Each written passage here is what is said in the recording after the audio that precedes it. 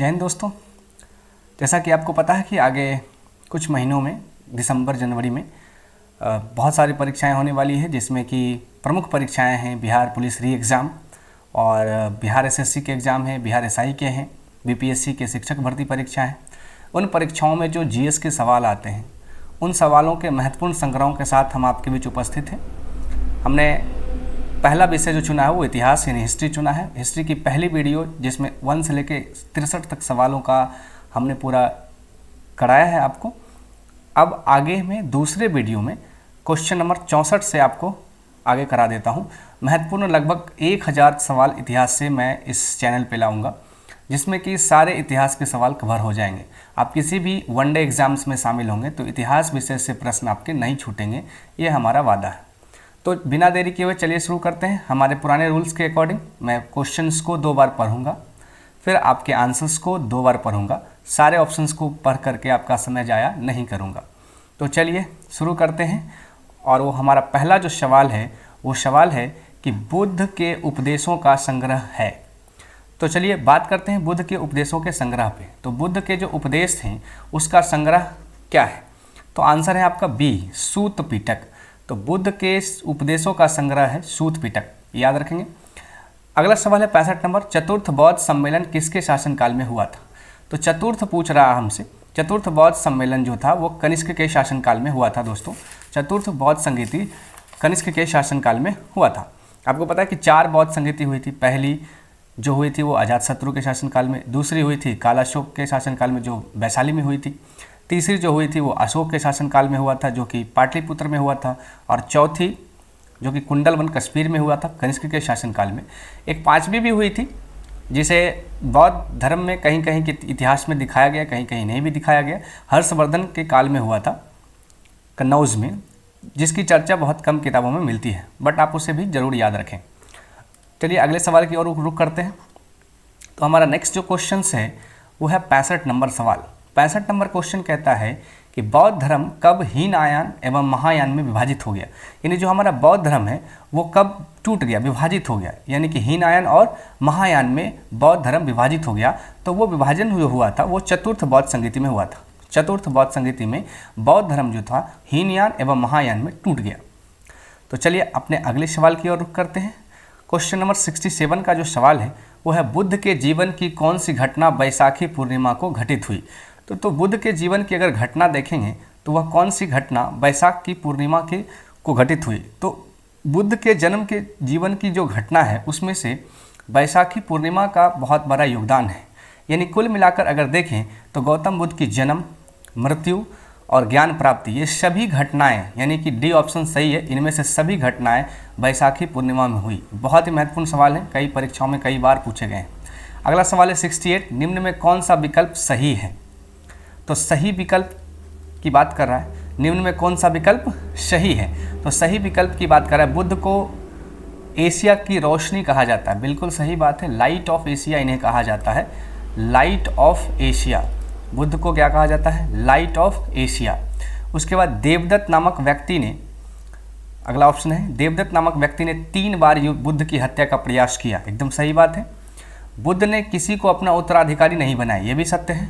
यानी कि उपयुक्त सभी बातें सत्य हैं, यानी ऑप्शन ए, बी और सी सभी बातें यहाँ पर सत्य हैं, इसलिए ऑप्शन नंबर डी हमारा आंसर हो जाएगा। अगला सवाल है 69 नंबर क्वेश्चन, जिसमें क्वेश्चन कह रहा है गौतम बुद्ध के गुरु कौन थे? गौतम बुद्ध के गुरु कौन थे? गौतम बुद्ध के गुरु कौन थे? तो दोस्तों गौतम बुद्ध के जो गुरु थे वो अलार कलाम भी थे और एक थे रामपुत्र, यानी इसे रुद्रक राम की संज्ञा भी दी गई है। किसी किसी किताब में रुद्रक राम दिया जाएगा, कहीं कहीं आपका रामपुत्र भी लिखा जाता है। यानी कि ऑप्शन के अकॉर्डिंग ए और बी दोनों सही आंसर है। गौतम बुद्ध ने अलार कलाम और रुद्रक राम दोनों से शिक्षा दीक्षा ली थी। उसके बाद इसके अलावा वेद की शिक्षा इन्होंने विश्वामित्र से भी लिया था। तो अलार कलाम और रुद्रक राम 2 महत्वपूर्ण हैं। अलार कलाम से इन्होंने सांख्य दर्शन की शिक्षा लिया था और रुद्रक राम से योग दर्शन की। ज़्यादा प्रभावित ये रुद्रक राम या रामपुत्र से थे, इसीलिए आपको कहीं भी गौतम बुद्ध की जो प्रतिमाएं हैं वो जो मिली है इतिहास में, वो हमेशा योग की मुद्रा में मिली है। किस मुद्रा में मिली है? योग की मुद्रा में। तो चलिए अगला सवाल की ओर करते हैं। 70 नंबर, महावीर का जन्म कहाँ हुआ? तो सवाल हमसे पूछा जा रहा है कि महावीर का जन्म कहाँ हुआ। तो महावीर का जन्म अगर हम देखें तो उसका सही जवाब है सी, कुंडलग्राम वैशाली। कुंडलग्राम वैशाली। उसके बाद अगला जो सवाल है 71 कि जैन धर्म के प्रथम तीर्थंकर कौन थे? तो जैन धर्म के प्रथम तीर्थंकर मतलब उसके गुरु, उसको स्टार्ट करने वाला कौन थे? तो आपको भी पता है कि जैन धर्म के तीर्थंकर पता होना चाहिए कि ऋषभदेव थे। ये बहुत ही इजी सवाल है। क्वेश्चन नंबर 71 का जवाब सही है सी, ऋषभदेव। जैन धर्म के प्रथम तीर्थंकर ऋषभदेव। नेक्स्ट 72 क्वेश्चन है कि प्रथम जैन संगीति का आयोजन कहाँ हुआ था? प्रथम जैन संगीति का आयोजन हमसे पूछा जा रहा है कि प्रथम जैन संगीति का आयोजन कहाँ हुआ था। तो उसका सही जवाब ए है पाटलिपुत्र। सही जवाब ए पाटलिपुत्र। अगला जो सवाल है 73 नंबर, वो है आजीवक संप्रदाय। आजीवक संप्रदाय के संस्थापक कौन थे? तो आजीवक संप्रदाय के संस्थापक थे ऑप्शन सी, मखली घोषाल। मखली पुत्र घोषाल इनका पूरा नाम कहीं कहीं किताबों में लिखा जाता है। अगला सवाल है प्राचीन काल में विदिशा किस धर्म का केंद्र था? तो प्राचीन काल की अगर बात करें विदिशा की, तो ये जो था वो भागवत धर्म, ऑप्शन सी सही जवाब है, भागवत धर्म का केंद्र था। विदिशा किस धर्म का केंद्र था? तो भागवत धर्म का। 75वां सवाल है भारत के किस राजवंश ने शैव धर्म को संरक्षण दिया? यानी भारत के किस राजवंश ने शैव धर्म को संरक्षण दिया? तो शैव धर्म को संरक्षण देने वाला भारत का जो राजवंश था वो गुप्त वंश था। कौन था? गुप्त वंश। ऑप्शन नंबर ए, गुप्त वंश। चलिए अगला सवाल देखते हैं। 76 नंबर सवाल कहता है कि 6ठी शताब्दी ईसा पूर्व में उदित हुए महाजनपदों में सर्वाधिक शक्तिशाली कौन था? यानी 6ठी शताब्दी ईसा पूर्व में जो राजवंश महाजनपद सर्वाधिक शक्तिशाली हुए उनमें कौन था? तो 6ठी शताब्दी में सर्वाधिक महाजनपद वो था जो बहुत शक्तिशाली हुआ था, मगध। मगध जो अपने बिहार के क्षेत्र से उत्पन्न हुआ, जिसने 16 महाजनपदों पर अपना आधिपत्य लगभग स्थापित कर लिया। तो मगध बहुत ही शक्तिशाली रूप में उभरा था। अगला सवाल 77, दक्षिण भारत में कौन सा एकमात्र महाजनपद स्थित है? तो दक्षिण भारत की बात कर जा रही है कि दक्षिण भारत में कौन सा महाजनपद उपस्थित है? तो अश्मक है, ये दक्षिण भारत में है, ऑप्शन सी। अगला सवाल 78, 6ठी शताब्दी ईसा पूर्व में निम्न में कौन गणतंत्रीय राज्य था? देखिए दोस्तों, गणतंत्रीय राज्य की बात कर जा रही है। तो गणतंत्रीय राज्य वैसे तो बज्जीज बहुत फेमस था, इसके अलावा एक मल्ल भी था। तो बज्जीज बहुत सारे किताबों में आप पढ़ें, इसके साथ ही मल्ल भी है। तो ऑप्शन नंबर इसका सही हो जाएगा डी, ए और सी दोनों। ओके गाइस, तो अगले सवाल में चलते हैं। 79 क्वेश्चन नंबर 79, जीवक किसका राजवैद्य था? बहुत ही महत्वपूर्ण सवाल है कि जीवक किसका राजवैद्य था? तो जीवक जो थे वो बिंबिसार के राजवैद्य थे। जीवक कौन थे?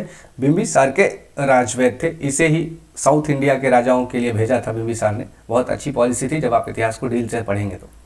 अगले सवाल जो है 80, मगध साम्राज्य के किस शासक ने अवंती महाजनपद को जीतकर मगध साम्राज्य में मिला लिया?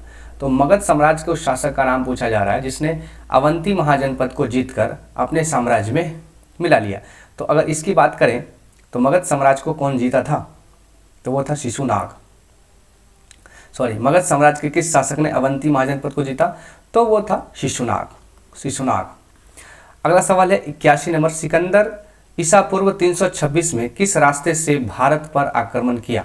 तो जो सिकंदर था वो 326 ईसा पूर्व में किस रास्ते से भारत पर आक्रमण किया? 81 का जो सही जवाब है वो है हिंदकुश पर्वत के रास्ते। पाकिस्तान और अफगानिस्तान की सीमाओं पर एक पर्वत है हिंदकुश पर्वत, जिसके रास्ते सिकंदर आया था। और दोस्तों, भारत तीनों तरफ से समंदर से घिरा है। अगर भारत का आप जोग्राफिकल सिस्टम देखें तो नीचे आप देखेंगे कि वो हमारा हिंद महासागर है। उसके बाद इस तरफ हमारे दाहिने साइड जो है वो बंगाल की खाड़ी है और इधर अरब सागर है। ऊपर में हिमालय पर्वत एक तरफ से है, तो इधर से कुछ जगह बच जाती है जिस जगह में हिंदकुश पर्वत है, जो भारत पाकिस्तान अभी अफगानिस्तान और पाकिस्तान के बीच स्थित है। पहले पाकिस्तान नहीं था तो वो भारत का ही हिस्सा हुआ करता था। चलिए अगले सवाल में बात करते हैं। 82 नंबर सवाल जो कहता है, 82 नंबर क्वेश्चन कहता है कि सिकंदर ने पोरस पर विजय के उपलक्ष्य में किस नगर की स्थापना की? तो सिकंदर जो था वो पोरस पर विजय प्राप्त कर लिया था, इसके उपलक्ष्य में किस नगर की स्थापना की? तो 82 नंबर का सवाल था। 82 नंबर जो क्वेश्चन है उसका सही जवाब होगा ए, निकाइया पर उन्होंने नगर की स्थापना की थी। तो चलिए अगले सवाल की ओर रुख करते हैं। 82 के बाद हम लोग चलते हैं 83 नंबर क्वेश्चन पे। 83 नंबर क्वेश्चन हमारा ऊपर से आएगा, तो चलिए ऊपर चलते हैं अपने पेज में। 83, भारत का प्रथम साम्राज्य निर्माता कौन सा वंश था? बहुत ही बेहतरीन सवाल है कि भारत का प्रथम साम्राज्य निर्माता कौन सा वंश था, तो इसमें कोई शक नहीं है, आप ऑप्शन नंबर बी के साथ जा सकते हैं, मौर्य वंश। भारत का जो प्रथम साम्राज्य निर्माता था वो कौन सा वंश था दोस्तों? मौर्य वंश। कौन सा वंश? मौर्य वंश। उसके बाद अगला सवाल है 84, अपने साम्राज्य के विस्तार में चंद्रगुप्त मौर्य की सहायता की थी। अपने साम्राज्य के विस्तार में चंद्रगुप्त मौर्य की सहायता किसने की थी? तो आपको भी पता है, चाणक्य, जो चंद्रगुप्त मौर्य के गुरु रहे, बाद में प्रधानमंत्री भी रहे इनके राज्य में, बहुत ही फेमस गुरु था। इनकी एक जो पुस्तक थी काफ़ी फेमस हुई, आप लोग कमेंट करके उसका नाम बताएंगे। और चाणक्य के 2-3 नाम हुए जिसके बारे में भी सवाल पूछे जाते हैं। यदि आपको पता है, एनी आइडिया, तो आप ज़रूर कमेंट बॉक्स में कमेंट करें। अगला सवाल है 85, यूनानी साहित्य में चंद्रगुप्त के लिए किस शब्द का उल्लेख किया गया? तो यूनान में एक साहित्य लिखा है, उसमें चंद्रगुप्त को किस नाम से पुकारा गया? तो चंद्रगुप्त को पुकारने का नाम यूनानी साहित्य में जो था वो था सेंड्रोकोटस। क्या था जी? सेंड्रोकोटस।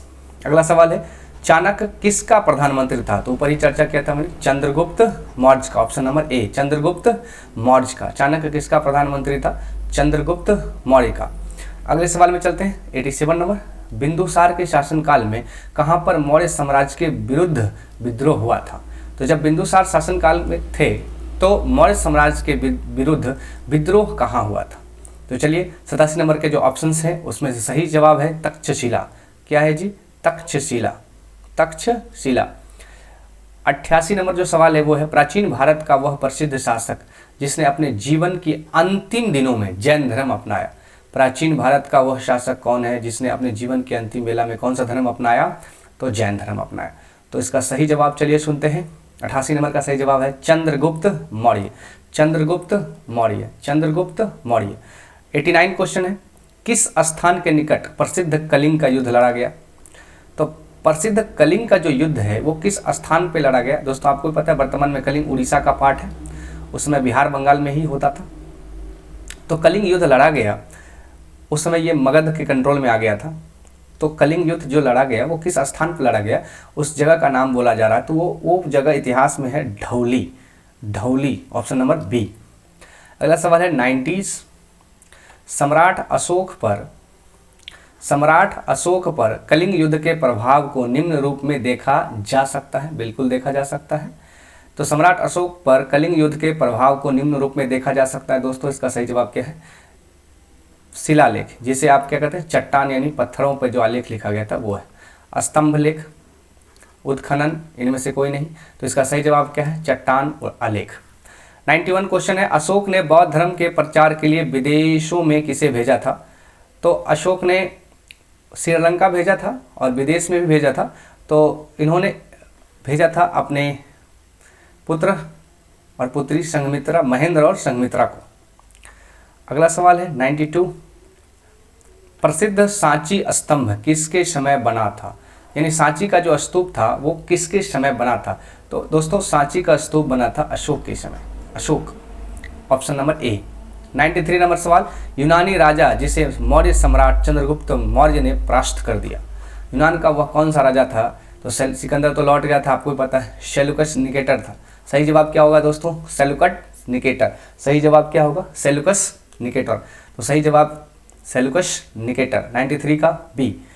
94, विदेशों से सौहार्दपूर्ण संबंध बनाने वाले मौर्य सम्राट अशोक की तुलना विश्व के किस महान सम्राट से की जाती है? बहुत ही प्यारा सवाल है और बहुत ही इंपॉर्टेंट है। तो इसमें से किस किस के साथ किया जाता है? तो 94 का सही जवाब है दोस्तों डेविड के साथ भी किया जाता है, सोलमान के साथ और ओरेलियस के साथ। यानी इनमें से सही जवाब क्या है? इनमें से सभी। तो विदेशों में अच्छा संबंध बनाने के लिए इनको कोट किया जाता है। 95 नंबर क्वेश्चन है कि ग्रंथ जो मौर्य प्रशासन में 18 तीर्थों का उल्लेख करता है। तो मौर्य प्रशासन की अगर बात करा जाए तो मौर्य प्रशासन में जो ग्रंथ बात करती है 18 तीर्थों का उल्लेख करता है। तो मौर्य प्रशासन के समय जो एक ग्रंथ थी वो थी अर्थशास्त्र। और मौर्य वंश की सुव्यवस्थित चर्चा इंडिका में भी है, मेगास्थनीज ने लिखा। और अर्थशास्त्र किसने लिखा? चाणक्य ने लिखा। बहुत अच्छे। 96 नंबर सवाल, निम्न में कौन पाटलिपुत्र नगर के प्रशासन का उल्लेख करता है? पाटलिपुत्र नगर के प्रशासन का उल्लेख निम्नलिखित में से कौन सी किताबें में अच्छे से हुई है? तो आपको ऊपर ही बताया, इंडिका, मेगास्थनीज ने लिखा इंडिका। 97 नंबर सवाल है, अशोक द्वारा प्रतिपादित धम्म की परिभाषा ली गई है। कहाँ से ली गई है? तो अशोक द्वारा प्रतिपादित धम्म की परिभाषा जो ली गई है वो है राहुलोवाद सूक्त। ये ग्रंथ है राहुलोवाद सूक्त, उसमें धम्म के बारे में बताया गया, धम्म की परिभाषा के बारे में बताया गया। अगला सवाल 98, शुंग वंश की स्थापना किसने की? तो शुंग वंश की स्थापना किसने करा दोस्तों? तो आपको ये पता होना चाहिए, ये बेसिक सा सवाल है कि जो शुंग वंश की स्थापना हुई पुष्यमित्र शुंग है। 99 नंबर सवाल है, निम्न में कौन शुंग कला के महत्वपूर्ण उदाहरण हैं? यानी शुंग वंश के समय जो शुंग कला प्रसिद्ध हुई उसके निम्न में से कौन से उदाहरण हैं? तो विदिशा का गरुड़ ध्वज ये है, भाजा का चैत्य भी है, काने का चैत्य भी है और इनमें सभी है, यानी टोटल ऑप्शन नंबर डी सही है। अगला 100 नंबर का सवाल है, शासक वंश जिसने पहली बार शीशे के सिक्के जारी किए। तो शीशे के सिक्के जारी करने वाला जो पहला वंश था वो था दोस्तों Satavahana, option number C. Question number 101 इस पेज में, वकाटक वंश का शासक जिसने 4 अश्वमेध यज्ञ किए। तो जो वकाटक वंश के जो शासक थे जिसने 4 अश्वमेध यज्ञ किए वो थे प्रवरसेन। और इस पेज में आपका आखिरी सवाल है, मौर्योत्तर काल, 102 नंबर सवाल, मौर्योत्तर काल में हुए यूनानी आक्रमण की जानकारी कहाँ से मिलती है? तो मौर्योत्तर काल में हुए यूनानी का आक्रमण की जानकारी आपको गर्गी साहित्य से भी मिलती है और हाथी गुफा अभिलेख से भी मिलती है, यानी ऑप्शन नंबर डी, ए एवं डी दोनों। तो आज के लिए इतना ही। एक छोटे छोटे वीडियो में मैं लगभग 50 से 60 सवाल को लाता रहूँगा और आप इसे देखें। इस सीरीज़ को देखने के बाद आपके इतिहास से एक भी सवाल नहीं छूटेंगे, इसकी गारंटी मैं दे सकता हूँ। पूरा सीरीज़ देखें आप, और जब भी आपके एग्ज़ाम्स हों तो उसमें से इतिहास से जो भी प्रश्न पूछे हैं आप पाएंगे कि इसी सीरीज़ में वो सवाल कहीं ना कहीं होगा। आज के लिए इतना ही, दीजिए इजाज़त। जय हिंद, जय भारत।